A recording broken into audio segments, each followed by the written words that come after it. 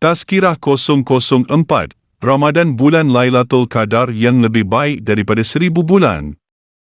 Assalamualaikum warahmatullahi wabarakatuh. Bayangkan anda diberikan satu malam yang nilainya lebih baik daripada 83 tahun ibadah. Bukankah itu satu peluang luar biasa? Allah berfirman dalam surah Al-Qadar yang bermaksud, malam Lailatul Qadar itu lebih baik daripada 1000 bulan. Surah Al-Qadar, ayat 3. Malam ini penuh dengan keberkatan dan rahmat, di mana malaikat turun ke bumi, dan doa-doa dimakbulkan. Adakah kita sanggup melepaskan peluang seumur hidup ini? Jika kita benar-benar ingin meraih keberkatan Ramadan, kita mesti berusaha mencari malam Lailatul Qadar dengan memperbanyakkan ibadah pada 10 malam terakhir. Marilah kita perbanyakkan solat malam dan doa pada 10 malam terakhir.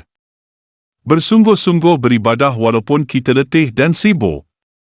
Jangan lepaskan peluang ini kerana kita tidak pasti apakah kita akan bertemu Ramadan lagi tahun hadapan. Ramadan Karim. Wassalamualaikum.